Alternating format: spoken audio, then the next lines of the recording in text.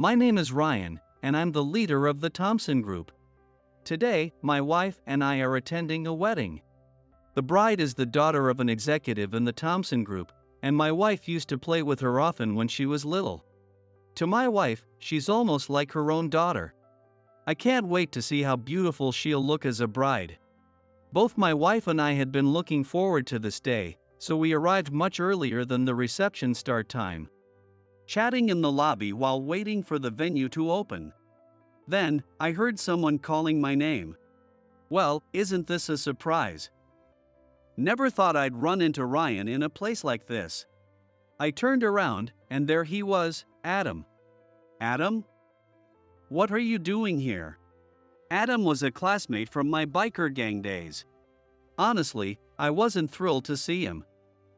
He's such a pain to deal with. So why on earth are we meeting here of all places? What's a guy like you doing here? Well, I'm the father of today's star, after all. Today's star? When you hear the star, you naturally think of the bride, but since it's a wedding, the groom is also one of the main stars. Does that mean Adam is the groom's father? What's with that look on your face? Is it so strange for me to be the groom's father? No. I see now. So Natalie is marrying into your family, Adam. Exactly. You could call it a real jackpot for her. A jackpot? I couldn't help but tilt my head at his words. Of course. She's marrying the son of the boss of the Stevens Group. I see, that explains it. But the Stevens Group isn't exactly a major organization. Compared to them, the Thompson Group is much larger. Even though Natalie's father is just an executive, his rank is far higher. Calling it a jackpot seems a bit odd. Still, bringing this up would only sour the mood on a happy day like this. So, why are you here? Well, I've got a deep connection with the bride. They insisted I attend the wedding. A deep connection? What kind of connection? Well, you'll have to ask her about that. If I pressed further, Adam would surely start spouting nonsense. We've had our share of history, after all. So, who's the gorgeous lady with you? Your wife? Yeah, she's my better half. Man, you say that so casually. Thank you for always looking after my husband. By the way, my wife is the boss of the Thompson Group. Normally, it would be Adam's place to greet her first, but considering the occasion, my wife seemed intent on keeping her position as boss under wraps. After all, not everyone attending today is part of the mafia, so it's better to downplay that side of things. That being said, Adam looks like the textbook definition of a mobster. You know, ma'am, back in our biker days, I challenged this guy to countless duels, but he never accepted even one. I just didn't see the point in pointless fights. Why go through unnecessary pain? See? That's exactly what he always said. It's true. Adam sent me countless challenge letters. They were so intense they almost felt like love letters. Apparently, he wanted to take me down to make a name for himself, but I had no interest in fighting over such petty reasons. So I always brushed it off. So, what are you up to these days? Judging by your outfit, you look like an ordinary guy. Yeah, something like that. I glanced at my wife. Since she was keeping her identity hidden, it wasn't easy for me to bring up the fact that I'm in the mafia. Noticing my hesitation, she smiled warmly and gave me a nod. Well, it figures. A coward like you, who wouldn't even accept a challenge, obviously wouldn't make it in the mafia. But back then, I wanted to take you down and make a name for myself. After all, everyone said you were the strongest. Those were just rumors. Yeah, must have been. If you were really strong, you wouldn't have run away from a one-on-one fight. I could never stoop so low. That's why I'm now the boss of the Stevens Group. Everyone fears me now, the big boss. Good for you. If you ever feel like joining the mafia, come to me. I'll make you one. No thanks, I'm fine just as I am. Man, you're as spineless as ever. So you never accepted a single challenge before graduating? That's right. I just didn't see the point. But you could have easily won, couldn't you? Who knows?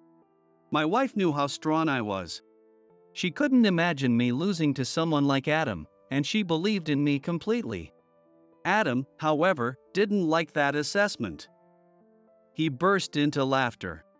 Lady, no matter how strong your husband is, he's still just a regular guy. I'm mafia now, and there's no one who can beat me. Is that so? My husband's quite formidable, you know. You can't compare a mafia member to an ordinary guy. Take today's groom, my son. He's also in the mafia and will eventually take over the Stevens group. He's pretty tough for his age. If Ryan could take him on and win, I'd be impressed. But that's not happening. He's young, but he's mafia, and that makes all the difference. I wondered what kind of logic that was. I can't imagine my husband losing. My wife seems annoyed by the fact that she thinks I'm weak. She wanted to point out that Adam was far weaker than me, and she was absolutely right. Still, there was no point in arguing here. But Adam didn't seem to feel the same way. Wow, lady, you've got some nerve. Ryan sure doesn't deserve someone as loyal as you.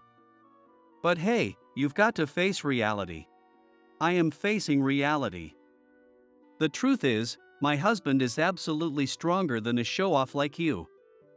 And honestly, don't you think it's ridiculous to show up at a wedding looking so mafia-like? This is a reception.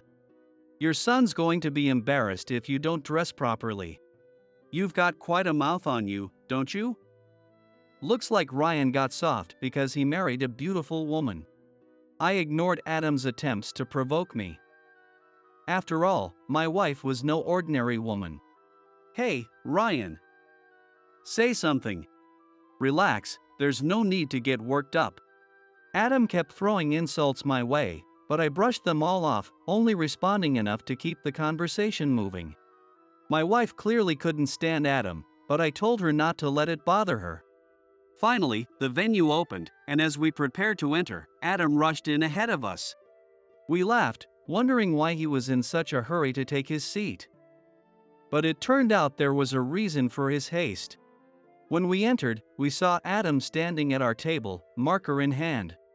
I wondered what he was doing, but I chose to ignore it. That is, until my wife froze when she tried to sit down. I looked over to see what was wrong and noticed the name card written on it in marker was the phrase "stinky woman."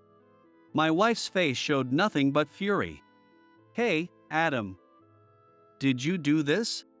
Yeah, sure did. You two stink up the place, so why don't you just leave and save us all from bad food? As he laughed, I felt a burning rage take over.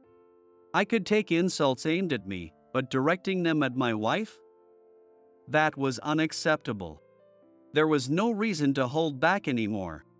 Boss, should we retaliate? Yes. When I asked if we should retaliate, my wife responded, but it seemed she couldn't quite make up her mind. This is a happy occasion. Let's just let this slide. My wife handed the name card to the staff and took her seat. See? You're admitting it, huh? Yeah, you stink so bad it's no wonder people say it. Adam kept running his mouth. My wife and I ignored him and took our seats, but someone else had been observing the situation. It was the bride's father, David, an executive of the Thompson Group. Boss, is something wrong? David asked quietly as he approached my wife. It's nothing important, don't worry about it. There's no name card here. My apologies. I'll have a new one prepared right away. No need, David. There was a name card. I glared at Adam, who was watching us from a distance. He probably hadn't noticed that my wife was being addressed as boss due to the distance. He was still smirking like an idiot. What's going on, Ryan? It's nothing. It's clearly not nothing. Just look at the boss's face. It was true. My wife's expression was quite severe. Even though she remained silent, her usual calm demeanor was nowhere to be seen. "Tell me, Ryan." "All right." "Boss, is it okay?" My wife gave a small nod. I called over a staff member and had them bring back the name card. This is what happened. When David took the name card in his hand, his expression immediately changed. After all, seeing "Stinky Woman" written on the boss's name card would enrage anyone. Who did this? I know who did it, but the boss decided not to make a big deal out of it since this is a joyous occasion. So let's not cause a scene. Still, this is unacceptable. A childish prank like this on our boss? Ryan, you said you know who did it. Tell me who it was. I can't let this slide. Calm down, David. This is your daughter's big day. What good will your anger do? I understand, but this can't be forgiven. Who did it? Just tell me, and I'll deal with them quietly. You sure about that? The person responsible isn't exactly someone you can easily take down. There's no one in this venue I can't handle. That's a typical assumption. Ryan, I won't escalate things, but this is my daughter's wedding. I can't overlook this insult to the boss. All right, the culprit is the groom's father. What? Why would he? The groom's father happens to be an old classmate of mine. Back in the day, he challenged me to fights countless times. But I thought it was ridiculous, so I ignored him all the way through high school. That came up earlier, and the boss stood up for me. What do you mean? Basically, the guy sees me as just a regular civilian. Since he's the head of a mafia organization now, he figures I'd lose to him. When the boss heard that, she said I was stronger than him. Well, of course. No one would ever believe there's someone who could beat you, Ryan. Thanks. Anyway, I guess he didn't take that well and decided to pull this childish stunt. Some people never grow up. I see. I understand the situation, but it's still unforgivable. And to think the groom's father will technically be part of my family now? That just makes it worse. Yeah, I get it. It's only natural to be angry when a relative of yours does something like that. At that moment, David glanced around, as if checking whether anyone was looking for work. Meanwhile, Adam stood there, still smirking. Hey, Adam. What? You're the one who scribbled on the boss's name card, aren't you? The boss?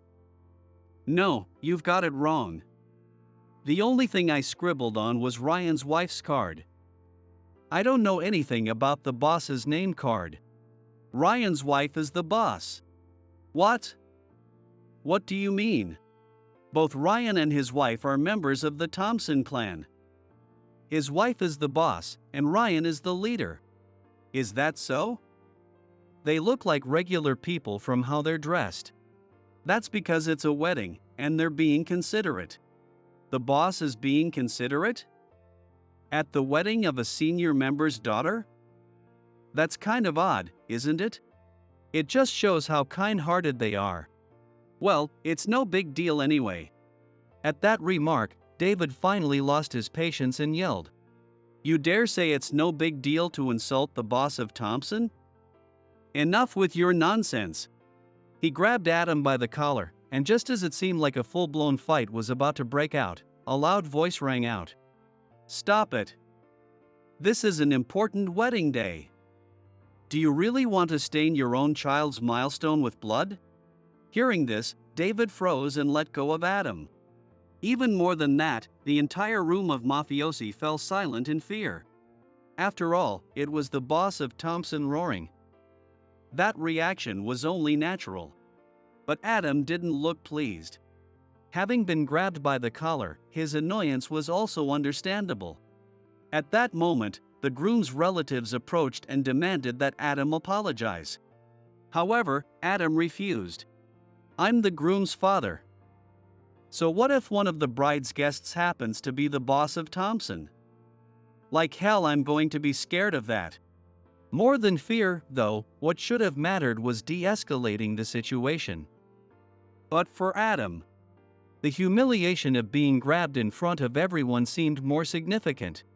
While some of the relatives were bowing their heads in apology on his behalf, others tried to drag Adam back to his seat, creating a chaotic scene on the groom's side. What's so special about the boss of Thompson? I'm a boss too. If we're both bosses, why should I have to bow? And I'm way stronger than Ryan. Anyway, the groom's father roared loudly. Watching this, I, his classmate, couldn't help but feel embarrassed for him. As all this was happening, the bride and groom made their entrance, but Adam continued shouting and glaring at me. The atmosphere in the room remained tense. Poor Natalie. On her big day, she walked into her wedding reception only to find her father-in-law yelling. Despite everything, the ceremony somehow continued. David kept glaring at Adam, while Adam kept glaring at me. As the reception reached its midpoint, Adam's alcohol intake increased, and so did the volume of his voice. Finally, holding a beer in hand, Adam stormed over to my table. "Hey, Ryan. Why the hell didn't you accept my challenge back then? And now you're part of the mafia? Why didn't you say anything about it? How far are you planning to mock me?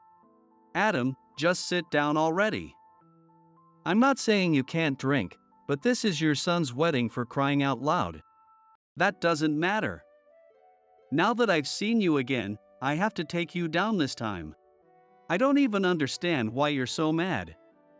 Besides, dragging up some challenge from when we were kids is pointless, don't you think? There's nothing pointless about it. I've spent my whole life dreaming about crushing you. I've even seen it in my dreams. And now, I finally meet you, only to find out you're a leader of the Thompson clan? And on top of that, your wife is the boss? What the hell is going on here? What's going on? I just graduated from high school and ended up joining the Thompson clan. Then I met my wife there, and after we got married, I found out she was the boss's daughter. Talk about lucky. Is it? I didn't exactly look into her family background before we got married. Then why aren't you the boss? My wife had more support from the members. It's better for the group if the person everyone believes in takes charge, isn't it? No, that's not it. I can't accept that the guy I've wanted to take down for so long is the leader, and his wife is the boss. I wanted to beat the strong version of you, but you're just some henpecked husband? That's pathetic. Are you really that much of a wimp? Yeah, I am. I've decided I'll do anything for the boss. So, whatever you think doesn't matter to me. Now, sit down already. But no matter what I said, Adam refused to sit down. Instead, he dumped his beer right over my head. What the hell are you doing? I jumped back, but the smell of beer clung to me. I don't drink beer by pouring it on my head, you know. Well, how about now? Ready to fight me one-on-one? Grow up already. At that moment, the groom, Lucas, came down to stop Adam. Dad, what are you doing? Stop this nonsense, will you? And who are you siding with? It's not about taking sides. Why are you ruining my wedding? This is supposed to be a special day. Then David rushed over. What's wrong with you? First that stunt earlier, and now this? I don't know what grudge you have against Ryan, but you're acting like a child. And who the hell are you? I'm the bride's father. And for crying out loud, you've had way too much to drink. Oh, the bride's dad, huh? If you're the bride's dad, stay out of it. I'm the groom's dad. If you keep meddling, it'll only make your daughter look bad. What did you just say? It was clear that things were about to spiral out of control. At that moment, my wife stood up. David, I'm sorry, but I think it's best if I leave. If this continues, the wedding will be completely ruined. I don't want to make Natalie cry. Boss, I'm sorry. It's fine. Let's go home. Yes, boss. My wife walked out of the venue, her expression cold despite keeping her head held high. I followed her outside and asked, "Why did you leave? There's no point in staying if our presence is causing trouble. Things will probably go smoother without us." "Yeah, I guess you're right. And besides, you reek of beer. You should head home and take a shower." While we were talking, David came running out of the venue. "Boss, I deeply apologize for everything." David bowed deeply, his voice filled with sincerity. "David, it looks like you've married into a complicated family, but hang in there." I said this to him before leaving the venue with my wife. However, after we left, the situation inside took a dramatic turn. Unable to tolerate the insult to his boss and leader, especially as it involved the Thompson clan, David punched Adam. Natalie, distraught and confused about what had happened, started to cry. But once she understood the situation, her confusion turned to anger. She had been visiting the clan's office since childhood and had spent a lot of time playing with my wife. To Natalie, my wife was as dear as a second mother. It seemed she couldn't forgive anyone for disrespecting her. But the groom, having seen Natalie's reaction, wasn't about to stay quiet either. "You're going to be part of my family. Don't you dare insult my father." Natalie, however, wasn't backing down. She was furious about the insult to her beloved boss and the humiliation of me having beer poured on me. In the end, the wedding was called off entirely, and the marriage itself was annulled. Although I was unaware of the fallout, Adam convinced himself that the annulment was entirely our fault. That night, Adam called me, his voice seething with anger and resentment. "Because of you, my son's marriage was ruined." "What? How is that my fault?" "I don't care. After you two left the venue, Natalie's dad punched me. Then my son and Natalie got into a fight, and everything went to hell." "Is that so?" "That's unfortunate." "Unfortunate isn't going to cut it." "But Adam, you were the one who started this by picking a fight with me. On top of that, you scribbled on my wife's name card. Maybe you should reflect on your actions." "I don't need to reflect on anything." At that point, I realized there was no reasoning with him, so I decided to respond nonchalantly. "All right, my bad. What's with that attitude? You're not sorry at all, are you?" "Yes, I am sorry. It's totally my fault. Don't mess with me." "Do you have any idea how much that venue cost? And this is all you've got to say?" "Sorry, but I'm busy. I don't have time to entertain you." Later. I thought that would be the last I'd see of him, but apparently, that was a mistake. Having been brushed off again just like in high school, Adam's anger only grew. A few days later, he showed up in front of me once more. This time, he was holding an old-fashioned challenge letter. "Ryan, fight me. One-on-one. A challenge letter? Seriously? You never change, do you? I can't accept anything less than taking you down. If you weren't in the mafia, I wouldn't have gone this far. But since I found out you're in, it's time to settle who's really stronger." What a pain. Still, I figured refusing would only make this drag on forever, so I decided to accept. "Fine, I'll take you on. After 34 years, your wish is finally coming true.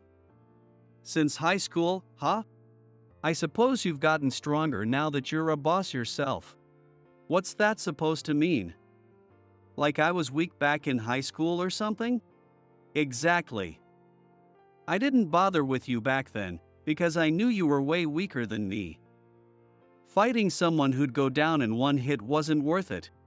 Don't talk nonsense. I wasn't that weak. I was strong back then, and I'm even stronger now."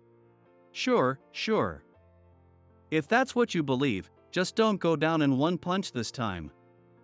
That wouldn't be any fun." "Shut up. You won't be laughing for long. I'm the boss of the Stevens clan. And I'm the leader of the Thompson clan. Does that make us equals? We're not equals. I'm the boss, and you're just a leader. That makes you beneath me. Ah, I see. By that logic, if the guy beneath you beats you, it'll be a real disaster. You okay with that? I told you, I won't lose. All right, let's do this. Where? There's a park right over there.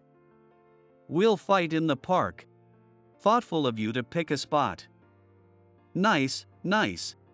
Don't mock me. I thought I'd just play along, throw a few punches, and end it quickly. When we arrived at the park, we found a wooded area and headed into it. Getting into a fight in the middle of such a large park would risk someone seeing us and calling the police, which would be a hassle. Here, this spot good? Yeah, this is perfect. Finally, my dream is coming true. The result will be the same no matter where we do this. With that, Adam lunged at me. But his openings were glaringly obvious. It almost felt wrong to hit someone so defenseless. As I dodged his wild punches, I pondered my next move. Taking him down too easily might hurt his standing as a boss. But getting hit myself would hurt, and I wasn't about to let that happen. With that in mind, I backed up against a tree. Thinking he had me cornered, he swung a punch aimed right at my face. I dodged, and his fist landed squarely on the tree trunk with a dull thud. At that moment, I landed a clean punch to his stomach. It must have knocked the wind out of him, because he clutched his stomach and doubled over, only to hit his forehead against the tree trunk, dealing himself a second blow. Still as weak as ever, huh? And now you're out cold. Well, what to do with you now? I can't just leave you here like this. Guess I'll call the boss and David. I pulled out my phone and called the clan office, asking them to send the boss and David over right away. Soon, a black luxury car pulled up, and out stepped the boss, David, and two other senior members. What's this? Why's he passed out? After I explained what had happened, my wife sighed deeply. First, the wedding reception, and now he picks a fight with our leader? What an irredeemable idiot. Exactly. What should we do? David, Natalie's engagement was called off, right? Yes, it was. Then that means we don't owe him anything anymore, right? Correct. He's no longer connected to either me or Natalie. Good. Then wake him up, would you? David grabbed Adam by the collar and slapped him across the face twice, hard. The pain jolted Adam awake. Well, Adam. Nice of you to target our leader, huh? Ah. Thompson. Look, I don't care if you two were classmates, but you're way too persistent. So, you're going to pay a disturbance fee. A disturbance fee? Yeah. I'll let it slide for $100,000. You've got a week to pay up. And you can imagine what happens if you don't. Hey! I'm the boss of the Stevens clan. $100,000 is nothing to me. Good to hear. 1 week. Don't forget. Although Adam had spoken confidently, he was actually deeply shocked by the $100,000 price tag. As we were about to leave, I overheard him muttering, $100,000. What am I going to do? I don't have that kind of money. Adam, who had slumped over in despair, peeked into the group's safe, only to find a pitifully small amount. If he were to take that, it was obvious he'd be in trouble when something urgent came up. Riddled with worry, he returned home and turned to his wife and son for help. Please, I need $100,000. Lucas, lend me your savings. Lucas, Adam's son, didn't seem to share much of a familial bond with him. You've got to be kidding. You got yourself into this mess, and now you expect me to pay? Fix it yourself. Adam, shocked by his son's refusal, turned to his wife for help. But her response was no different. Left with no other choice, Adam decided to secretly borrow Lucas's bank book. However, that plan also failed when his son caught him rummaging through his things. Next, he thought of taking just his wife's wallet, but that, too, ended in failure. These desperate acts only fueled the anger of both his wife and son, and they eventually left the house. Left all alone, with a week left to pay the $100,000, Adam resorted to borrowing from a consumer finance company. Disillusioned with their boss, his crew began to leave the group one by one, and the Stevens gang effectively disbanded, leaving Adam drowning in debt. As for me, I'm enjoying a luxurious vacation with my wife, courtesy of the $100,000 Adam handed over.